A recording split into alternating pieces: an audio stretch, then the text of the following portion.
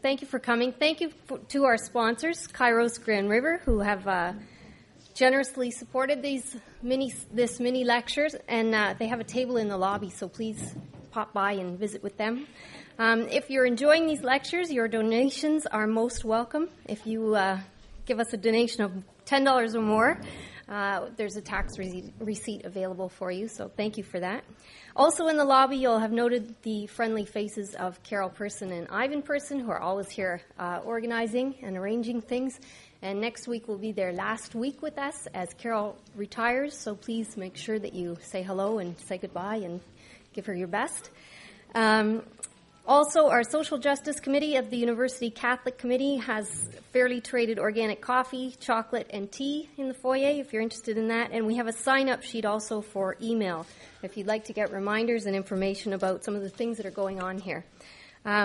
Tonight's lecture, as you know, is the second part of our mini course by Dr. David Seljak. He's an associate professor here at St. Jerome's, teaches religious studies, and he's also the chair of the Department of Religious Studies at the University of Waterloo, and he's a former director of this center.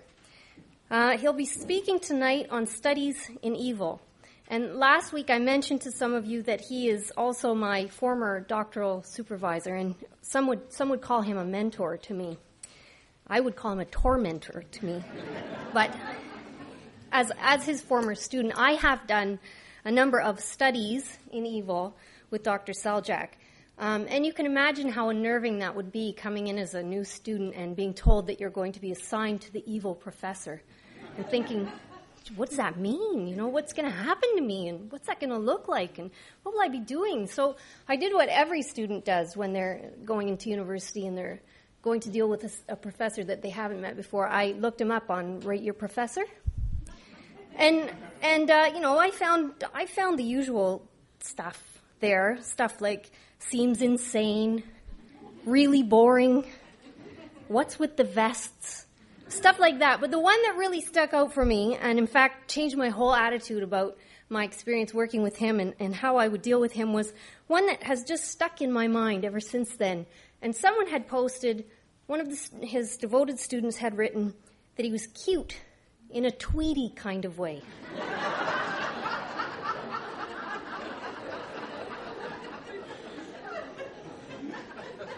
My evil professor is cute in a Tweety kind of way.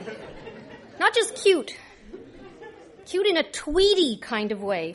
So, that kind of, it's hard to be freaked out with someone who's cute in a Tweety kind of way.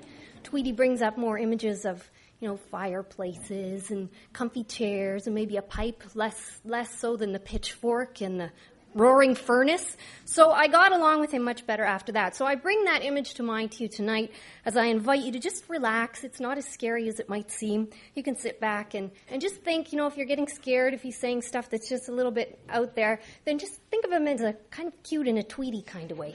So we welcome Dr. David Seljak.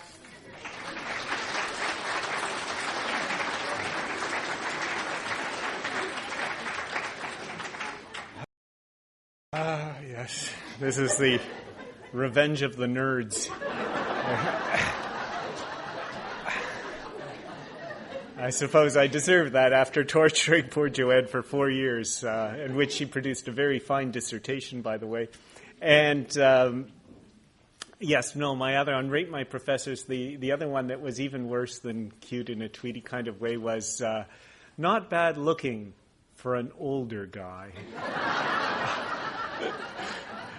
Give with one hand and take with the other. Oh well. Good evening. It's great to see you again. Last lecture, we looked at understanding evil in a different kind of light. For those of you who weren't there, I feel like I should be, intoning in a kind of television soft voice. Last week on evil. We talked about looking at evil through with two basic ideas. One, the use of the sociological imagination. In other words, it's no longer enough to look at evil strictly in individualistic terms. In the Roman Catholicism that I grew up in, evil was understood as the action of individuals who were tempted. They were tempted by the the results of evil, by the fruits of evil, and they couldn't overcome their temptation, and so they acted to get those fruits in illicit means. They violated the commandments, and so it was people with intention and knowledge and moral responsibility doing bad things that they knew were wrong. And so we talked about how in what the social sciences have taught us is that very often, very, very often, we act in ways that we're unconscious about. We don't know what we're really doing. And one of the examples I gave was of personal space. It's remarkable how consistent people in Ontario, the distance they stand from each other when they meet each other for the first time. Strangers stand at a certain distance, and it's almost, you could get a tape measure, and it's so consistent. And yet nobody takes a lesson in Personal Space 101. It's something we learn without being taught at all. The other example I often use with my undergraduate students is, at St. Jerome's, they used to have a men's room there with 6 urinals in a row. And the first guy walks in, and he, of course, takes the first urinal. Next guy walks in, where's the one place he won't stand? Right? Everyone knows. And yet, again, nobody ever gave me a lesson in stall choice 101. And yet we learn these things. And these are very small things. I mean, much broader things about when I came to maturity and I thought about how am I going to have a family? How am I going to feed that family? I didn't think I would become I didn't think of moving out on the prairie and homesteading. Immediately, I just followed the crowd. I did what I was taught. I did what I was socialized to do. I went out and got a job. Well, I must say that personally, I looked for a job. I didn't get one, which is how I ended up back in university, and I still haven't left. So we just move into the structures that are there. We just start doing things. We follow the crowd. We follow the advice of our parents. We follow what's around us. And we talked about the social construction of reality. In other words, we are socialized into a culture. We're told the way to get ahead is to get an education, work hard, be responsible. We go out in the world and we notice that people with educations have relatively higher paying jobs with dignity. We therefore enter into that constructed world, and together we make collective decisions based on that. And so I gave the example of somebody growing up in apartheid South Africa, being told all their lives that blacks were inferior to whites, going out into society and seeing that all the prestigious jobs were taken by whites, all the positions of power were occupied by whites, black people lived in poor homes, did menial labor, and they enter into a world in which that idea that blacks are inferior to whites is real. Just as real as the idea that blacks and whites are equal is to each and every one of you. So just as real as this table, in other words, because culture is second nature to us. It's second reality to us. And it comes so close that to address it is, I would argue, and the people that we're going to study in this little mini course would argue, a spiritual issue, because it is bred in the bone. Robertson Davies had that wonderful book, right? What's bred in the bone will out in the flesh. So that's what led us to this discussion of social sin. What if we've been socialized into behaviors, values, and attitudes and forms of community that harm others? And we had the example of the global economy that cannot feed the poor, that has to exploit workers in the race for productivity. It has to exploit workers. It encourages corporations to be ecologically irresponsible, to externalize their costs. In other words, a company that acts irresponsibly and externalizes the cost of, let's say, producing paper by dumping their garbage into rivers, they're going to offer paper at a cheaper price than a company that is responsible and cleans its garbage before letting the water into the river, right? And so that's a systemic problem that encourages harmful behavior. And traditional notions of evil simply cannot address this kind of evil. So this new conception of evil isn't meant to replace the traditional notion of the individual who does wrong. It is meant to supplement it and to expand it. The other thing we talked about is that modern society is fundamentally different than other societies. We talked about the industrial and democratic revolutions. Everything happens on a bigger scale. So the ecological crisis is a very good idea, a very good example. Jesus says nothing about the ecological crisis because in Jesus' time, in the Buddha's time, in Muhammad's time, the idea that human beings could destroy nature was simply unthinkable. It was always nature trying to destroy human beings. And so now that we have this enormous industrial power, now that we have a huge workforce and millions of people consuming, we do face the possibility of human beings committing what's called biocide, the ability to actually destroy life on the planet. So this is something new. The other thing that's new is that in modern society, we understand that human beings created society. And if human beings create society, that means they can and should change it. And this gives rise to ideologies. Ideologies are simply blueprints for how to change society so that it conforms with our goals, our values, let's face it, our self-interest. So this is the new role of ideology. And I quoted Alexander Solzhenitsyn, who says the difference between the dozens killed in Shakespeare's plays and the millions killed in Stalin's Gulag system is ideology. Ideology allows us to perform mass murder. Without ideology, Nazism doesn't make sense. Stalinism doesn't make sense. Mao's Red Revolution that cost 20 million lives doesn't make sense. Ideology is inevitable in modern society. It has brought us a lot of good things. Universal health care is a product of ideology, right? Universal education is a product of ideology. Civil liberties is a product of ideology. These are all products of ideology. So ideology gives us good, but we also talked about the ambiguity of modernity, that which brings us good often, always has a shadow side. So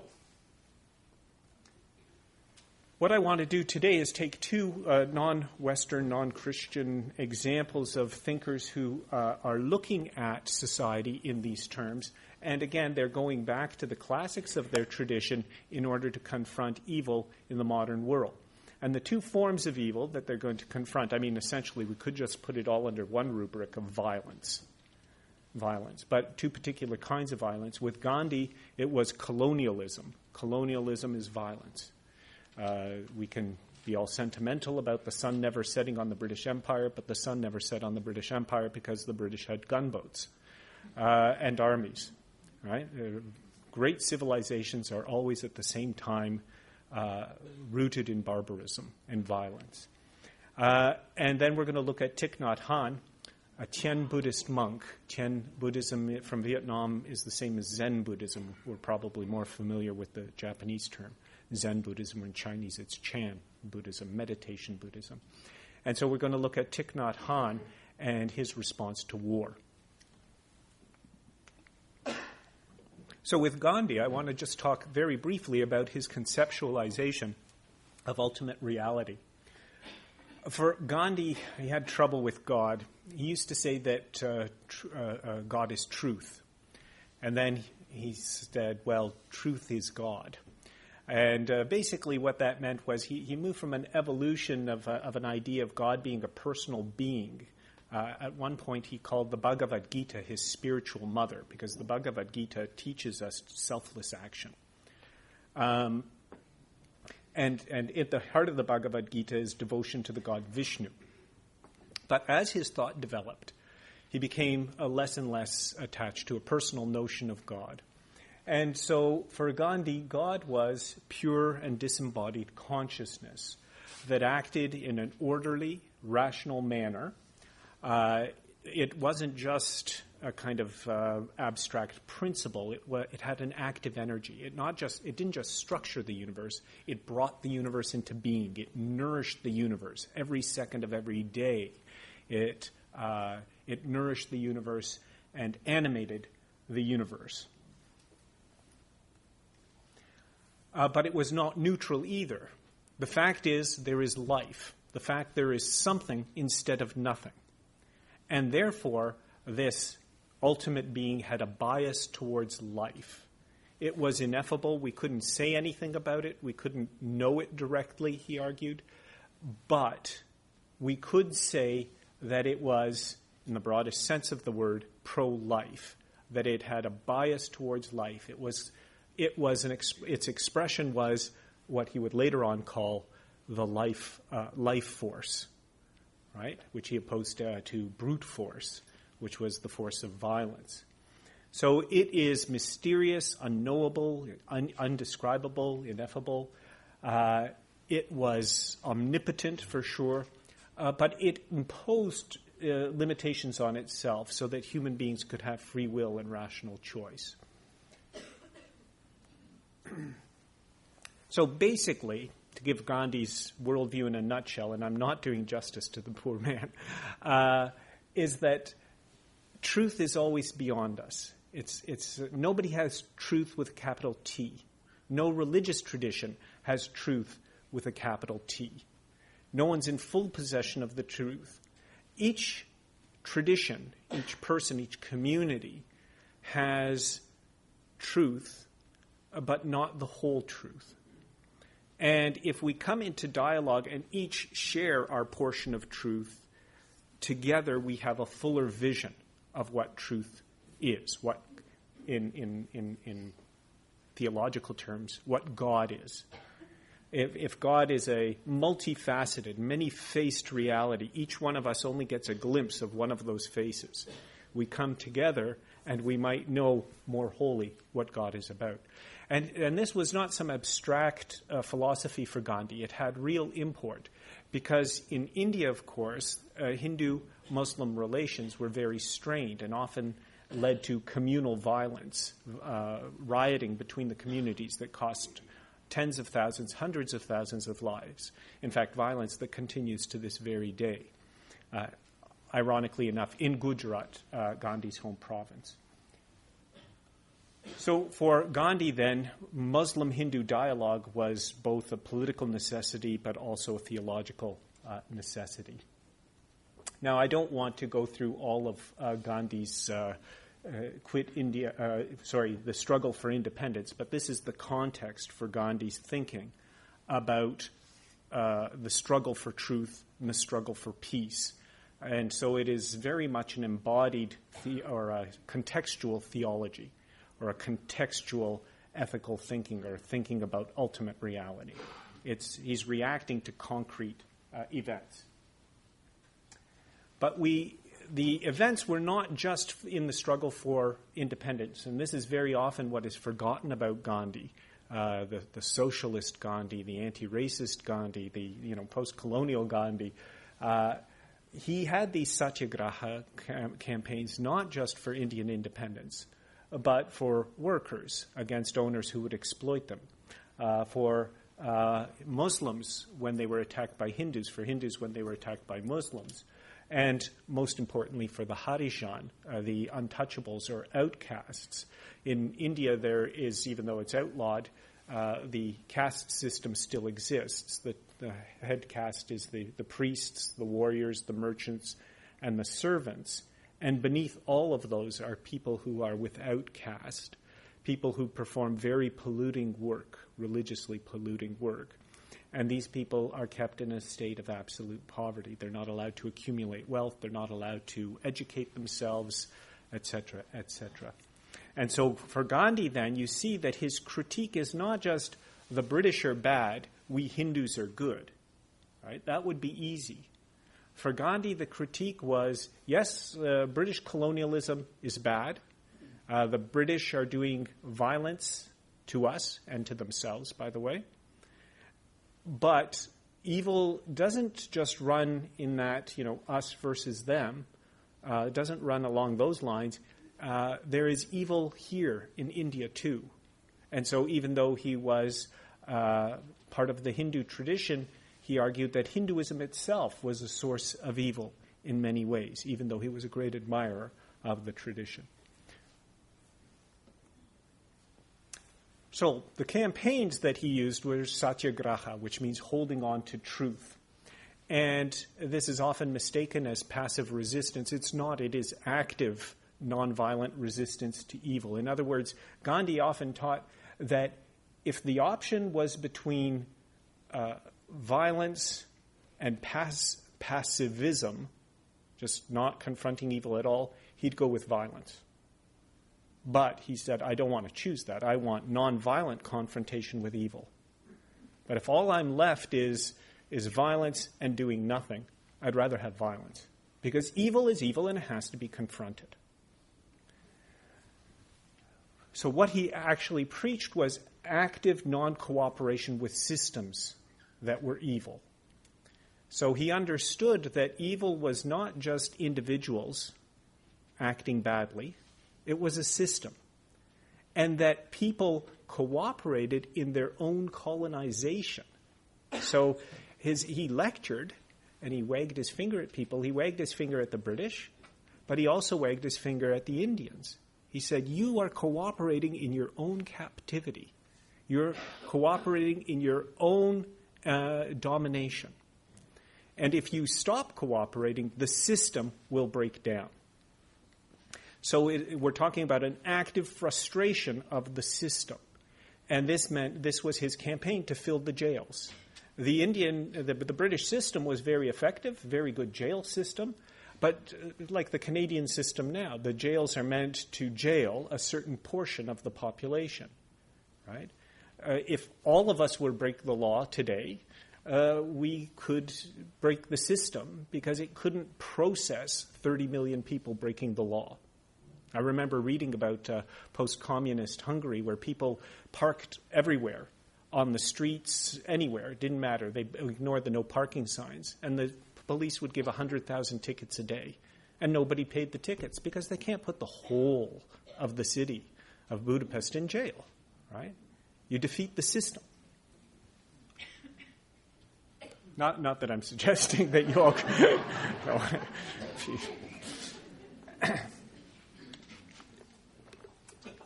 So, essentially, the religious idea behind this is a mixture of a kind of Christian idea that unearned suffering can be redemptive, the suffering of Jesus on the cross, for example, but also the Hindu idea of uniting with that ultimate reality, with that life force or love force, which is the nature of the universe. And he says, so often we don't read about it in history books. And the reason we don't read about it in history books is that it's the ordinary, everyday occurrence of life. A family, a husband and wife get together, they make a child, they raise the child. That doesn't make front page. But that's the love force at work. My children go to school, they're educated, they become more literate, more compassionate, more responsible each day. That doesn't make the front page. But that's the love force at work. That's life force at work. That's ultimate reality with its bias towards life moving us forward. Brute force is what makes the front page of the newspaper. Brute force is what fills the history books, he argues. It's when princes interrupt the life force with wars or with exploitation. That makes the history books. So life force is the more powerful. It's the original force. Brute force is parasitic on life force, soul force, he called it, and love force. So the idea then is that these are, that by returning to this common soul force, Satyagraha, both the enemy and the victim are redeemed. And that's what is different in the Gandhian approach to evil than in the violent approach to evil. In the violent approach to evil, one side wins, the other side loses. This is an attempt to have both sides win. And so Gandhi argued that nonviolence was always superior to violence because violence means that you have to deny the humanity of your victim. And we've seen this in war. They always say, the first victim of war is truth. Well, the first victim of war is the humanity of the other. We can only attack people when we consider them non-human, when we consider them other. If they're part of us, we actually can't kill. There's actually a very good book called On Killing by an American retired lieutenant colonel who writes about the fact that soldiers find it very hard to kill. And in World War II, very frequently, when there was a major battle and very hot action, what they would find is that half the soldiers had not shot their rifles. And sometimes in the Arab-Israeli wars, they'd go back and they'd look at the Israeli soldiers, and less than 1 in 10 fired a weapon. I mean, you could hurt someone, right? And so it's very difficult to actually shoot someone until you consider them other, until you consider them less than human, non-human. And so that's the role of racism in war. That's why soldiers use terms like gooks against Vietnamese soldiers or hajis, most recently in Iraq, right? Because then you can pull the trigger if they're not human. And so violence denies the humanity of one's opponents. And one had to assume that one's opponent was morally empty, morally unchangeable, and morally wrong. That no amount of persuasion or rational dialogue could turn that opponent. No action on my part could change that opponent's mind. So you'd have to believe that you were totally right and your opponent definitely wrong. He also argued that violence creates hypocrisy, because in a violent world, you create a relationship of winners and losers. And the winners then demand that the losers love them. And the losers say, yes, we love you, right? But all the losers are saying is, don't shoot us. We're waiting our turn, right? So violence doesn't create any kind of internal moral change in one's opponent. In fact, it usually reifies one's opponent into the moral position that you don't want. Finally, violence just doesn't work, he argued. It inspires more violence. When you conquer an enemy, the first thing you're teaching that enemy is that violence works. Violence wins. And so you are teaching your enemy to wait for the day when you're weak and they're strong and they'll attack. Right? And so when we think of our enemies today, what weapons are they using against us? Right? Our weapons.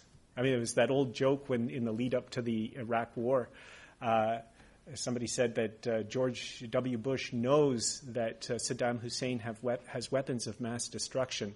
He has the receipts. But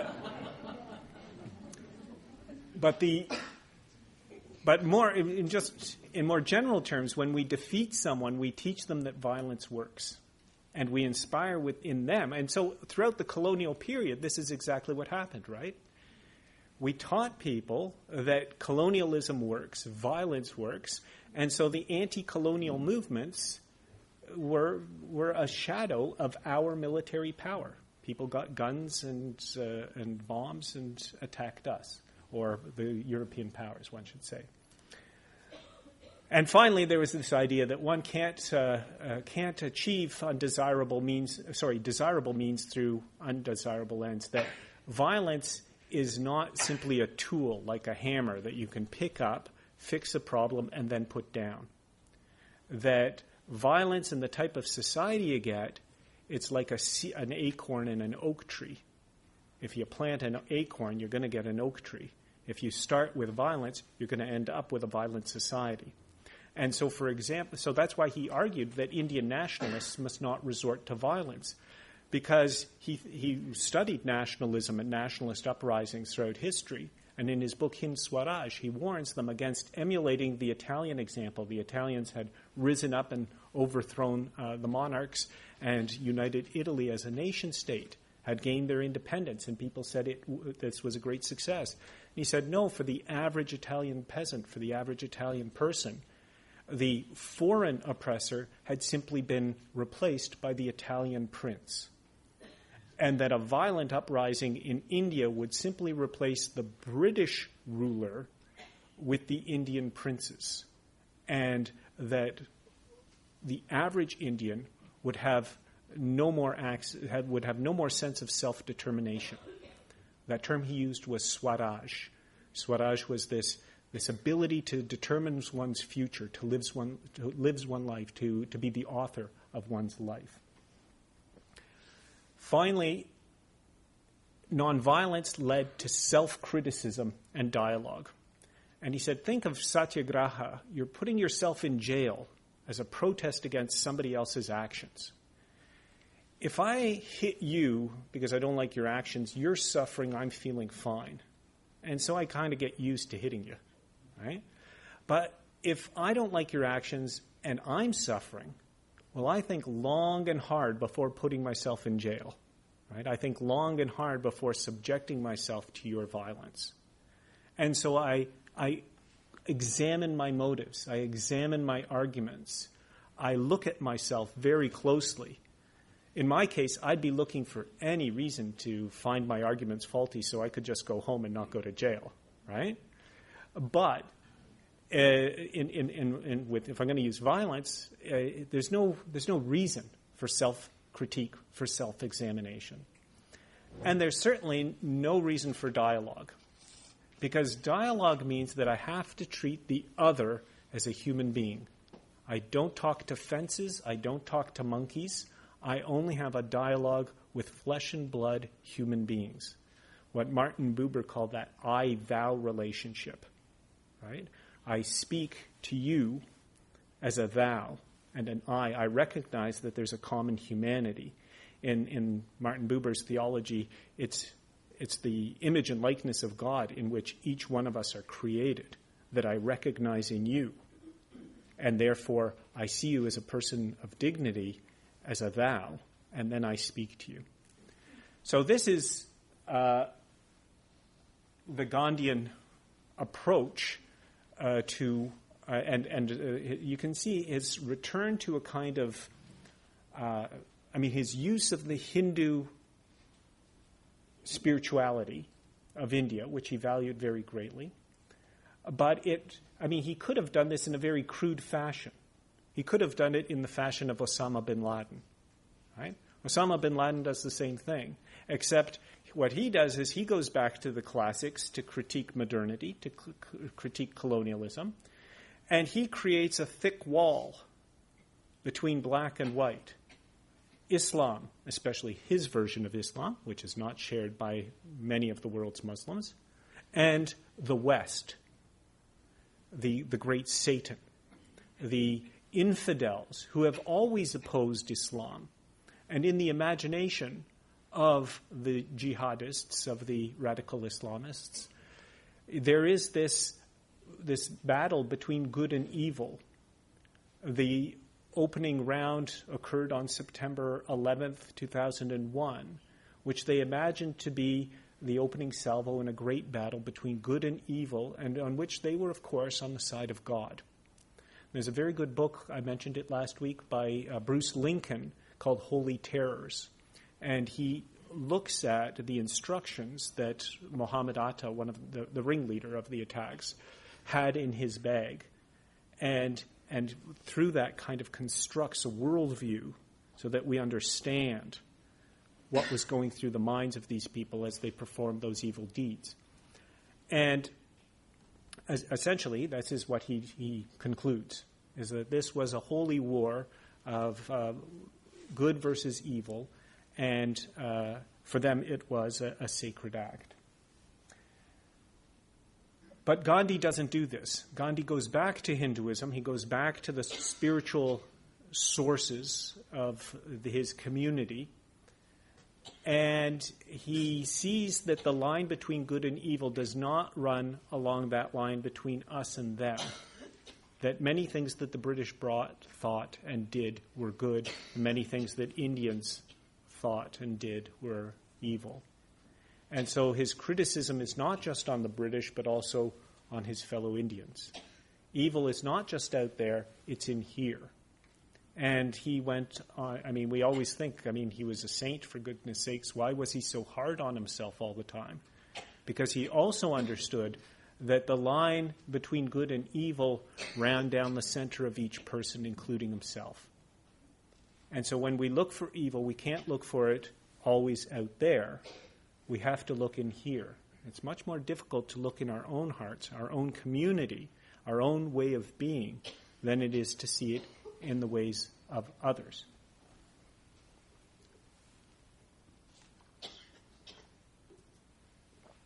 Lincoln also has a very good essay in that book comparing George Bush's response to the attacks of 9/11 to the discourse of Osama bin Laden, and he finds them frighteningly similar, that they mirror each other, that both of them have this good versus evil, us versus them rhetoric or imagination.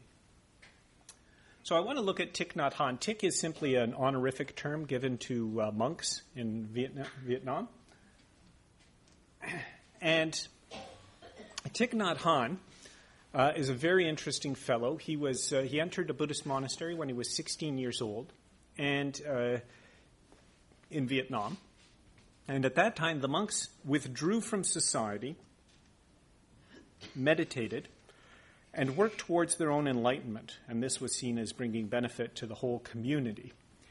But he eventually, of course, the events of the Vietnam War overtook him. And he argued with his fellow monks, how can we be safe here inside the monastery, at least relatively safe, when the bombs are dropping around outside us? The first noble truth in Buddhism is that life is suffering. And we contemplate that noble truth here in the monastery, he said, without looking at the suffering outside our walls. Just down the street, people are losing children. People are dying. People are being burned. And we have somehow cut ourselves off from real suffering to contemplate this philosophical notion of suffering. And he argued that this was impossible. So what I'm going to talk about when I talk about Thich Nhat Hanh, Gandhi was one thing, is just to show the different approach to evil, for Thich Nhat Hanh, I think what he's done is overcome some of the limitations of ideology in very real ways. In our first lecture, we talked about how ideology creates worlds in which we live, right? That culture structure create that world where, apartheid makes sense, or where starving people to death makes sense. Ideology always creates divisions. It's impossible. We only think, nationalism is an ideology. We can only think of ourselves as Canadian because there are people in the world who are not Canadian, right? Usually Americans, right?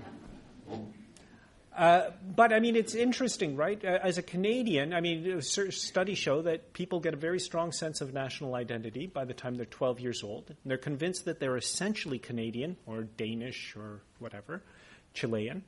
And that being Danish or Chilean or Canadian gives them a certain advantage that being something else doesn't give them, right? And Canadians, of course, don't play that game. We say, we're not ethnocentric, we're not superior, we're not chauvinist, and that's why we're so much better than everyone else. Especially those Americans, right? So it happens, this is multiculturalism is one of the cornerstones of our nationalism, right? It makes us feel proud. Universal health care is one of the cornerstones of our nationalism. We're not like those Americans, right? We've all seen Sicko. And so there's always a not us, a them, right? If last time I spoke, I talked about the UN World Development Project that reports that every single day 30,000 children die of easily preventable diseases, of malnutrition, of a lack of vitamin A, things that we could solve for very little money. Now, if those children were living in our borders, if they were part of us, we would care. But they're not part of us. They're over there in Africa or China or Asia, and so they're them. and we don't care. Right? I mean, 30,000 children is, imagine 9/11, right? The huge, compassionate outpouring of charity for the victims of the attacks of 9/11, which was beautiful to watch, wonderful to see it. But this is every day, 10 9/11s of children. And where is the outpouring of generosity and compassion? It's because they're them. We don't even realize it. It's just like when we walk into a bathroom and we act a certain way, or if we keep a certain distance. We don't realize it. We're not doing it consciously. But deep in our hearts, we have decided that there's an us that we care about and a them that we don't care about.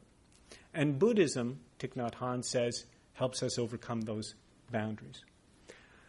As well, ideology creates hard and fast categories. There really is a difference between black and white, the racist says. The biologist tells us not so much. That race is that the amount of genes we share is infinitely greater than what divides us. A person who I would call Asian, who is the same height as myself, has the same medical condition as I do, shares more genetic information with me than another white person who, let's say, is a foot taller and has a liver disorder. Right? So races don't really exist. But when we're in the grip of an ideology, they do. When we're in the grip of an ideology, these things are real. And Buddhism teaches us that what we think is real can, in fact, be simply an illusion. That we're acting out what we've been taught and socialized into. We're acting out according to our karma, what our karma forces us to see, not according to what the world really is. And that's the goal of Buddhism, to see the world as it really is, rather than as the way that we think it is. And finally, ideology, of course, stresses the good in our system and the bad in others. I mean, you don't usually see a left-winger and a right-winger getting up and, the liberal saying to the conservative, well, your ideas on, concern for each other are much better than ours. And the conservative saying, oh, yes, but you're much more compassionate than we are. We tend to see what's good in our point of view. Right? Even in an argument with a friend or a spouse, we tend to see what's good in our point of view, and we're very keen to point out what's wrong in their point of view. Now, I'm not sure this is going to work. Do you think it will? I mean, this is very exciting, isn't it?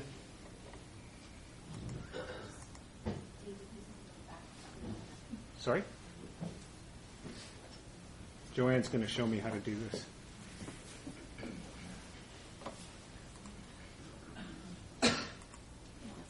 Refresh.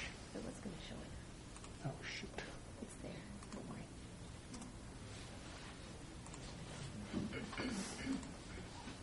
There we go. Okay, well, now, here's a little test. Back up.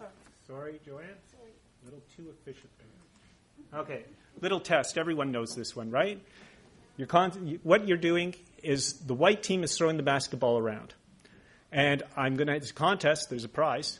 You have to tell me how many passes the white team makes. Now, I'll tell you that it's tricky because I've always counted too many, one too many, because it was an over-the-back kind of shot. So, strict concentration and quiet here. Everyone count.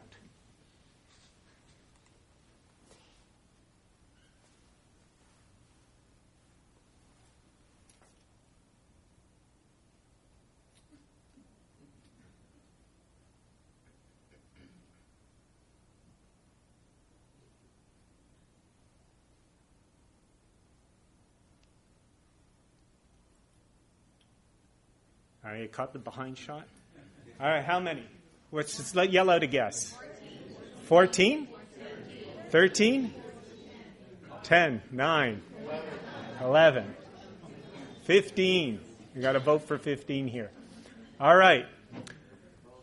The question is, what animal dances in the video? Right? Some of them saw it. Let's watch it again. And this time, watch from this.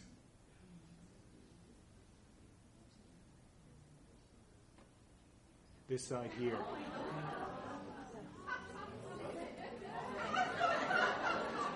Yeah?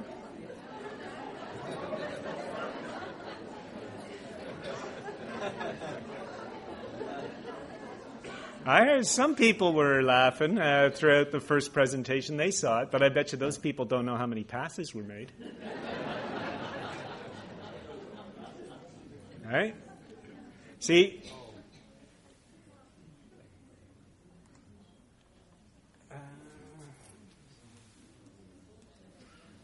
it's a very simple demonstration that we see what we're told, that what happens is ideology focuses our vision in a certain direction.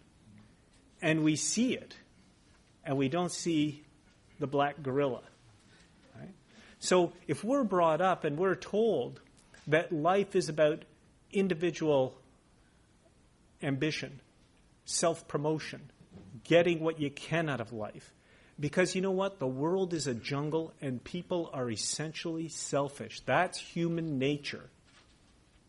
And that's what our economic system, by the way, is built on, that very conception of homo economicus, that we're all greedy individuals trying to get as much as we can for ourselves, and so we better compete against the other guy. And if that's what we're taught, and that's what we are socialized into, right? That's our culture. We go out into society. We go out into the marketplace. It's very competitive. Actually, first, Sam Bowles argues, we go to school. And guess what? Only some kids get A's. And other kids get B's and other kids get C's. And we hand in our work. And we're rewarded with our work with grades. And so he argues that schooling prepares us for the marketplace. Work, grade, work, reward. Later on, you become an adult, work, salary, work, reward. Same function. But we go out in the world and we understand that this is true. And so when we meet people, we assume that there is, underneath their benevolence, underneath their hospitality, self-interest at work. And in the social sciences, in political science, in sociology, in psychology, we call this rational actor theory. And so scientists go out into the world and try to explain human behavior by looking at how it serves people's self-interest. And when it doesn't serve their self-interest, that's the black gorilla. They don't see it, right? Because they're so busy counting how people are serving their self-interest. So our social sciences have this kind of bizarre twist. Because we know, in fact, that people are not rational, self-interested actors. How else would you explain parenthood? Right? Children, and I have 3 of them, are parasites. Tell me I'm wrong. A friend of mine in Jewish studies told me this joke. He says, 2 Jewish guys talking, he says, what does your son do? He says, he's a waiter. A waiter? Yeah, he's waiting for me to die.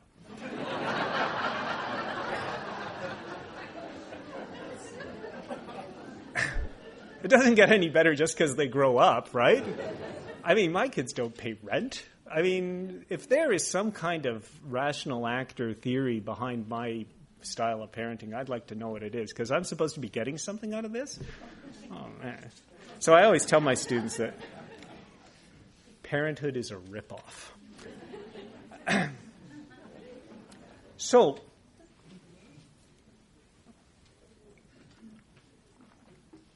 back to Buddhism.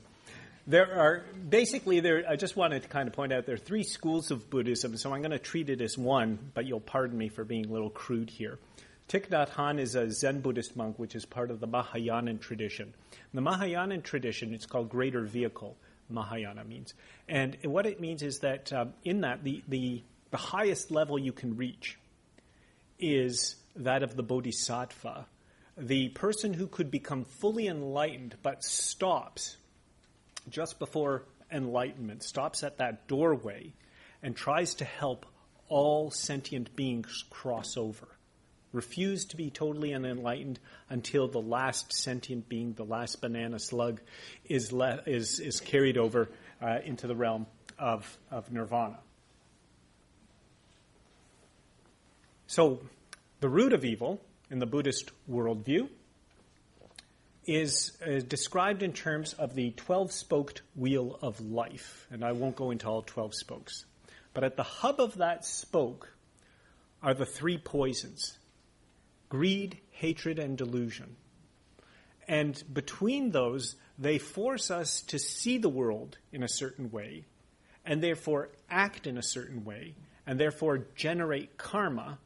And bad karma is what keeps us trapped in samsara, the cycle of death and rebirth. It's that which causes the next birth, causes us to act in a way to cause the next birth. And so these are called the three poisons. These are what's at the heart of human evil. And the last one is delusion. And delusion is the strongest one because it very often is why we hate. It's why we're greedy. It's because we don't understand the world correctly. We don't understand who we are. We believe that we are separate from other people. We believe that I can win and you lose, and that's good for me. But if you look at the world as it really is, instead of through this ideological lens of me versus you, us versus them, you understand that there is no difference between me and you. The way to look at it, very often, the image is of an ocean, right? There's the ocean, and each one of us is like a wave on that ocean. And we're traveling along and happily traveling along, and we're heading towards the shore. And we don't like that because the shore is death, right? Waves hate shores. And as we approach the shore, we panic, we're full of fear, right? We slam against the shore, and the water goes back into the ocean. From the wave's point of view, this is a catastrophe. From the ocean's point of view, nothing's lost. The water is still in the ocean. And so the goal is to take the ocean's point of view. We are all products of the same reality, of Buddha nature. We live our lives for a while. We fall back down into the earth. The planet Earth hasn't lost anything. The universe hasn't lost anything. Buddha nature hasn't lost anything. For us, it's a catastrophe. But that's because we're laboring under the delusion that we are separate from each other. All right? And that's the problem. We have to overcome that delusion. And the way we overcome that delusion is through recognizing the Four Noble Truths. The first noble truth is life is suffering. Now, usually when I have a class of undergraduates and they're all 20 years old and they wake up pain-free every morning, I have to explain this concept to them. I find that when my audience has become a little more mature, and every day that you wake up, it's like, oh my God. You understand life is suffering. See, they're in that stage of, eating chocolate cake, and chocolate cake is so delicious, right? And you have that first piece of chocolate cake, you're so happy. Their parents are in that stage where they've eaten about a cake and a half of chocolate cake, and the last thing they want to see now is more chocolate cake, right? And their grandparents have eaten 4 or 5 chocolate cakes and just can't wait to the day when they can stop eating chocolate cake. They understand that life is suffering. Suffering comes from the fact that we are put together. None of us has our own essence. We are all put together, and because we're put together, we're all going to come apart. And coming apart hurts, right? There's a deep Buddhist philosophy about what it is that comes together. But think of yourself. When you were conceived, you were a less than 1 gram, tiny little infinitesimally small bit of flesh growing in your mother's womb. And where did all that, now you're probably 50 to 100 kilograms, right? Where did all that stuff come from, right? From the outside world. You're put together. And of course, all that stuff that makes up you is going to come apart and is going to go back to that outside world, right? The worms win. Right? And that is what causes suffering, the fact that we are put together and we all come apart. Now, the Hindus believed, well, at least the God Vishnu or Shiva or however the god was defined, was one thing that did not come apart. So if you put your faith in that god, at least the rest of your empirical body, your flesh, your bones would all go away. But that divine spark in you, that connection to God, would remain and be eternal, the Atman inside of you, right? But the Buddha said, the Hindus are optimists. Nothing, even the gods last for millions of years, but even the gods come apart. And when they do, it really, really hurts, right? Because they're used to living, and they thought they were permanent. So that's the trouble. Life is suffering. It's unsatisfying. There's physical suffering. It's unsatisfying because it's always going to hurt. If you love someone, they're going to die. If you love your children or your parents, too bad, they're going to die, and that's going to hurt. If you're having fun because you're a success in life, eventually that's going to pass, right? Why we suffer is the second noble truth, which is because we become attached to what we have. We become attached to our ego. We start thinking of ourselves as the wave, and we think the wave should last forever. Right? We don't think of ourselves as the ocean. The good news is that there is an end to suffering. And the end of suffering isn't to fix all the problems in the world, to find a fountain of youth so we can live forever. The cessation of suffering comes when we let go of that attachment, when we realize that we're going to die and that's just fine. Because we've identified successfully with the ocean, with Buddha nature, rather than with our ego. So we're going to die, but that is just fine. We are safe. We're happy. Now, I love this because I can accept this intellectually. I've taught it a lot, and I can think of it intellectually. But I went to the Canadian National Exhibition, and it's like that. There's this drop zone or whatever it's called. What an idiot I was. I go up, and I ride this ride, and I say, I'm going to overcome my fear of falling. And you sit on this bench, and you're taking up 10 stories, right? And I'm up there, and I'm thinking, you know what? This ride is perfectly safe. It's been engineered to give you a thrill, but it is perfectly safe. There's nothing wrong here. And I'm up there, and I go, I can even enjoy the view. Look, you can see the harbor, you can see the windmill, clunk, drop. And inside, there's a voice in my head going, no, this is wrong, stop the ride. My body is vibrating in fear, right? So rationally, that's how I feel right now if death ever came. Rationally, I can say, yes, I'm going to be fine. I'm going to return into the ocean. But if it ever happened, it'd be, no, not now. Stop the ride, right? And that's why you have to follow the Eightfold Noble Path, because it's not just an intellectual assent that you're giving to this. It's an entire spiritual transformation. And the Eightfold Noble Path focuses on right action, of course, but most of it has to do with how we view the world. Can we train the mind to understand that what we are doing now is wrong, that we are acting according to an illusion? I can accept that people in Africa or children in Africa who are suffering and dying are part of the us intellectually. They're part of the human family. But I only accept it really, viscerally, spiritually, completely, when I start acting as if that were true. So the understanding of reality and action are tied together. So the point is to get past the illusions of everyday life, the illusions that there are things that are worthless and things that are worthwhile, beautiful and good, that there are people who are more important and people who are less important. These are the illusions of everyday life, and these are also reinforced through ideology. And for Thich Nhat Hanh, the solution is what he calls mindfulness. If the problem is up here, then the solution has to be up here. If I'm thinking, blacks and whites are two different categories, one better than the other, the problem's here.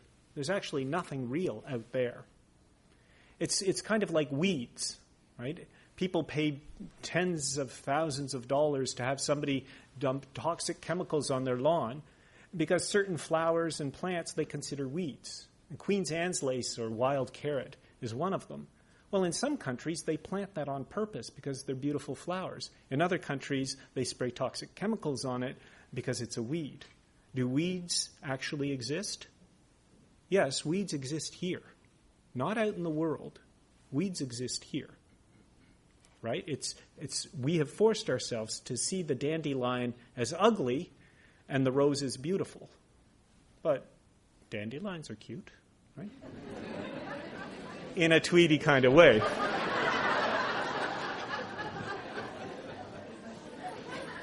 A cruel audience.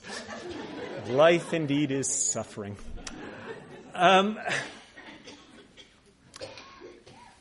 So the context of his musings on the Four Noble Truths is the Vietnam War, and the statistics of which I won't rehearse in detail. But we do know that, of course,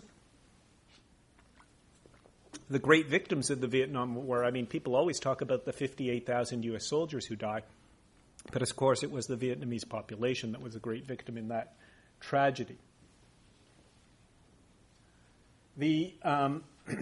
In post-war Vietnam, when Thich Nhat Hanh is still doing his work, he faces the tragedy of the boat people. He actually organizes an operation to rescue the people from in the Gulf of Siam until political developments make it impossible for him to do so.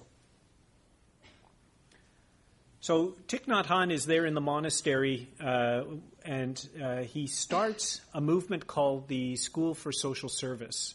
And university professors and students go out and they start helping people who are victims of the war. They start building hospitals and offering medicine or teaching schools. The North Vietnamese assume they're working for the CIA.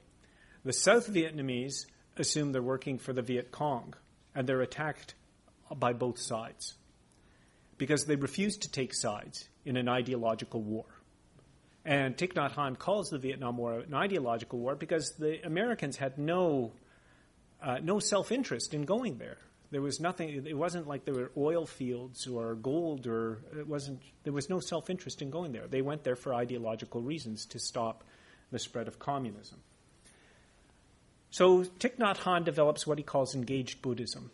And the Four Noble Truths then become not an abstract philosophy or an abstract spiritual practice, but it becomes real. It becomes linked to political action and social action. Not for the Americans or against the Americans, but for peace. And so no longer life is suffering is no longer this kind of abstract principle. You can see people suffering all around you. You don't have to go far to understand that life is suffering. And the attachment now that we have to distance ourselves from is ideological attachment, i.e., I am Canadian, therefore I don't have to worry about what happens in Peru. I am wealthy, therefore I don't have to worry about people who are not. I take care of my family. Who cares about other people's families? Right? And so, again, the end of suffering comes from the cessation of attachment that is inherent in ideology. And again, the emphasis is on mindfulness, developing mindfulness, seeing deeply. These are slogans that he uses to see through what we are taught. And at times of war, that urge to move into an us versus them position is very, very strong. People criticize the American press for their lack of critical questioning of the Bush administration before the invasion of Iraq. But that was a product of that human instinct, one would say, that in times of great danger, people return to the lines of tribe. People want to be safe. They want to be on the right side of that line. So Thich Nhat Hanh then transforms his practice into engaged Buddhism. And the reason is that everything is interconnected. The suffering of the people out there is the suffering of the monks. You can't work on your own suffering and ignore that suffering. And he uses, instead of pratitya samutpada, that notion that we're all connected, he uses the term interbeing. He wants to create a new verb. And the idea that we are all connected to each other. I mean, for this lectern to be here, or for you to be here, imagine all the things that had to happen for you to be here. All the food that you've eaten in your life had to have been grown. Plants had to absorb sunshine. Cows had to eat plants. Garbage and flowers. If you work on the garbage, you will get some flowers. We know it. Good and evil. It seems to me that unless you embrace the evil, not much will happen in life. And I wonder if the Western culture is ready to make such sacrifice as to embrace evil. Yes, it depends what you mean by embracing evil. To recognize in one's opponents human beings with real motivations, real desires, real concerns, to refuse to demonize them, to refuse to essentialize them. Baumeister, I'll remember his first name in a bit, he talks about the myth of pure evil. What we operate now on very frequently is the myth of pure evil, and you see that in the Bush administration reaction to the attacks of September 11th. That the people who attack us are pure evil. They are evil throughout. They are irredeemably evil. They enjoy the suffering of their victims. They're sadists. And they're evil because they are evil. There's no reason for it. There's certainly nothing we've done. Right? And when Jean Chrétien even suggested that we might look at what we've done, I mean, he was met with derision and calls of betrayal, right? And accusations of being a traitor. And so by embracing evil, I would suggest simply that we must accept the humanity of our opponents. And to recognize that they too have dreams and aspirations, and that perhaps evil isn't a line that draws, us versus them, but there may be parts of us that are creating the evil, and there may be parts of them that are good, and that's more difficult for us to do. Yes?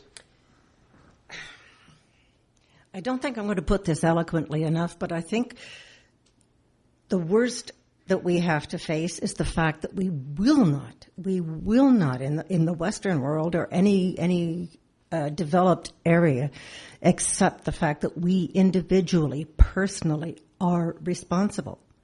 We don't take action. We are so comfortable. We just are so busy with our lives. We have forgotten that need and want are not the same thing.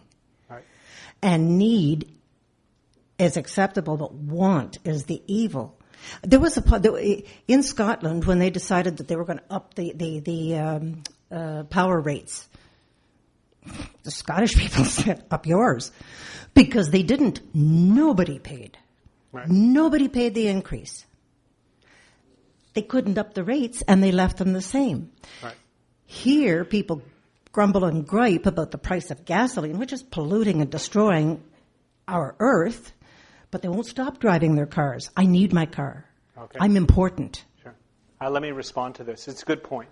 And the one thing I would say is let's go back to that sociological model. Why do people feel impotent? I remember Noam Chomsky. Somebody asked Noam Chomsky at a talk in Hamilton. They said, "What can we do? I don't feel like I can do anything." And he said, this is remarkable. When I lecture in Latin America and I talk to students there, they don't ask, "What can I do? I feel so impotent." They say, "We're doing this, and we're doing that, and we're getting together, and we're forming a committee, and we're forming an action group." He says, people in our culture feel powerless. And part of that is our socialization. We feel most comfortable when we're alone and choosing to do things by ourselves so that we can control our environment. I mean, the home theater is the perfect example of modern living, right? We get to choose the temperature, we get to choose the film, we get to choose when the pause button is hit, we get to choose when we go to the bathroom. I mean, we like to control that environment, and so we have forgotten how to act as a group or to work as a group. We've forgotten how to sacrifice our own needs and wants and join together to fulfill a project. Secondly, we've been socialized into the idea that we're powerless, that we don't count. What counts are big names and big corporations and big things, glamorous people. And we don't think that we can change things. And yes, we're also socialized into the idea that we deserve our stuff. We work hard, so we need our car, we need our comfort, we need our house, etc., etc. Something as simple as, we've been socialized into this sense of personal space. We're also socialized into a sense of living space. We have this incredible idea of requiring 1,000 square foot per person or 500 square feet per people. When you listen to people who live in Japan in a 2-bedroom apartment, a family of 6, grandparents, younger children, and grandchildren, right? And you say, how can they live like that? Well, they've been socialized into living like that, and they live just fine. So it's not quite, And the last thing I just want to say is groups are important. What can I do very often when I talk about the ecological crisis, somebody stands up and says, we have to take personal responsibility. We have to recycle. We have to reuse. We have to reduce, blah, blah, blah. And they're usually wearing all cotton clothes and have a hemp hat. And that's good. And I say, I agree with you completely. But if that's all you're doing, acting like a consumer, then you're just part of the problem. Because the people who are polluting will find new hemp hats for you to buy, new organic food for you to buy, and it's just a mode of consumption rather than a real acting as a brake on the system. You have to form groups, and you have to act responsibly in public life. You cannot do this alone. And that's, so yes, personal responsibility, but it's the responsibility to act publicly. So, not just individually. Yes. I think we're coming to an end here. I feel I might become a victim of my own ideology, but I'm curious about violence. Being a political realist, I guess I find everything in the world, at some point you'll encounter force. Talking to you after your lecture last week, I said our lifestyle is, at one point along the line, very realistically defended by the American Navy. So the thing that always gets me is there's an intrinsic, basic nature to violence. And that is that the only way to stop it is to counter it with force. And I know people, Gandhi would say no, but if you come up to an opponent who is actually willing to kill everyone in front of them, then then you will be wiped out.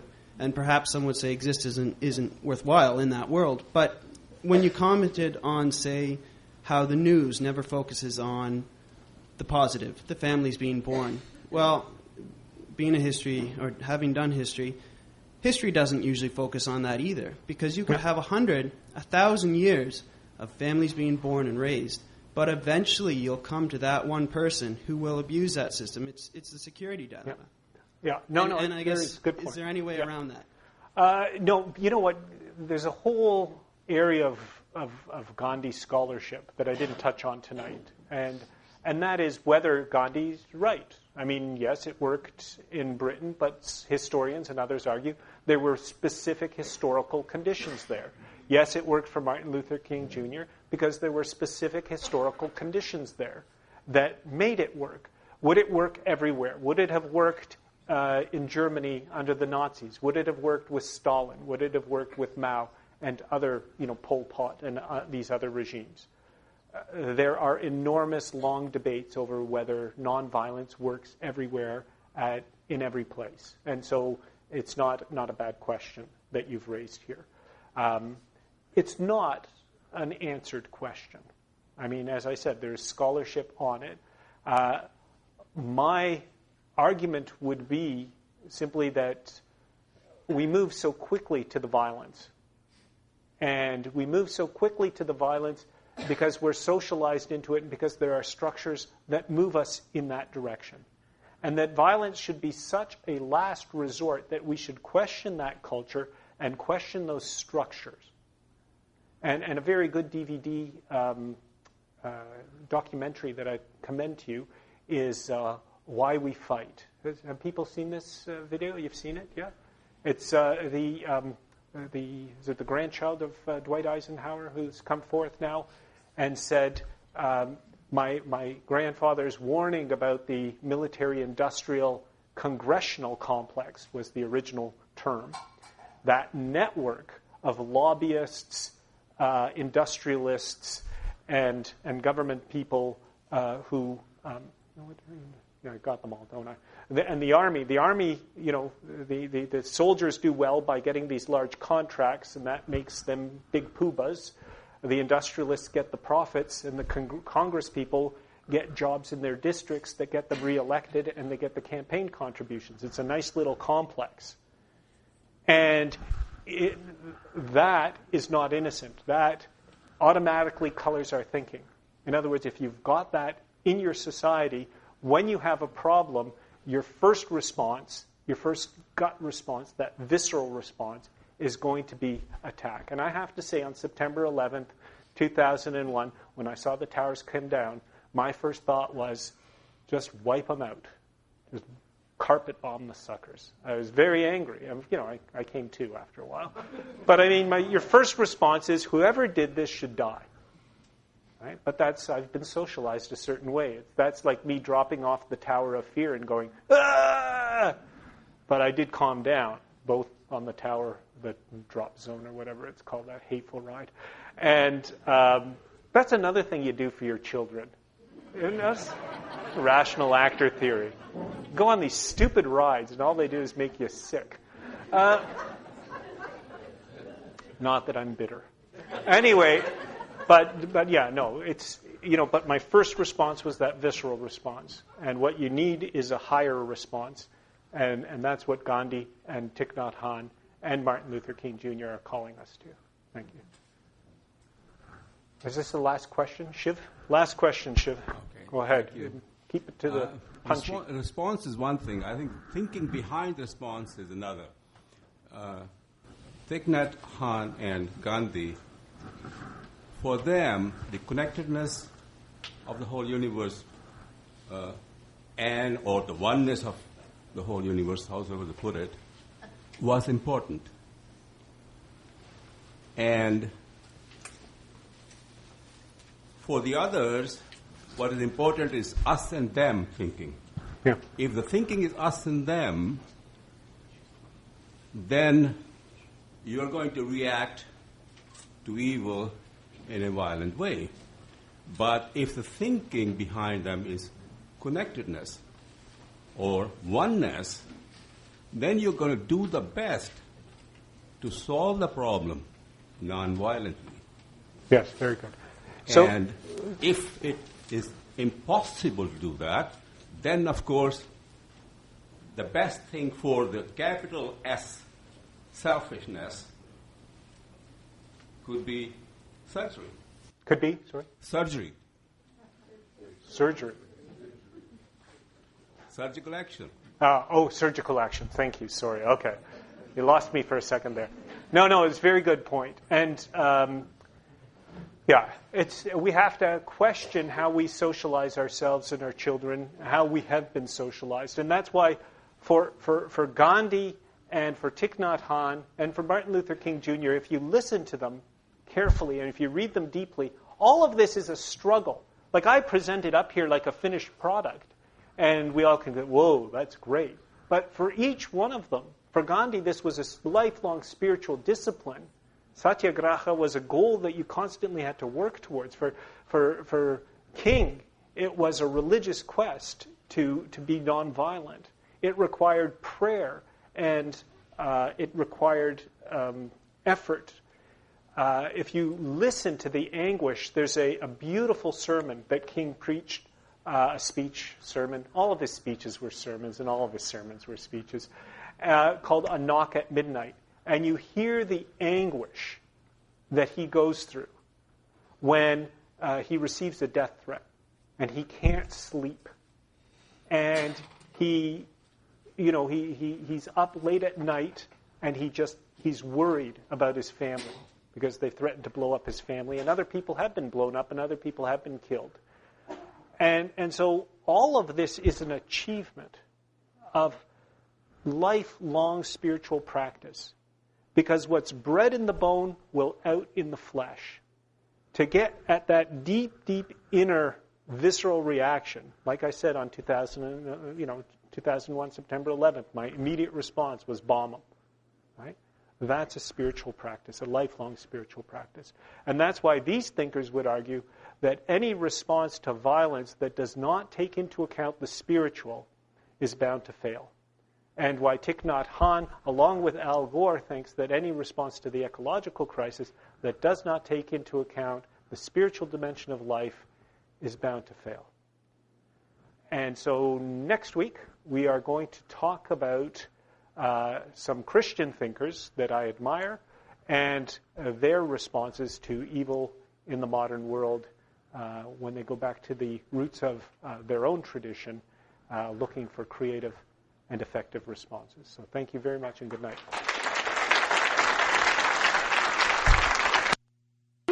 Your presence here makes these lectures successful. Without giving too much away, I will tell you that next week, during David's lecture, the man under the monkey suit will be revealed. And I don't want to tell you who it is, but I'll just give you one hint. He's wearing a tweed jacket. So please come back next week. We'll see you then.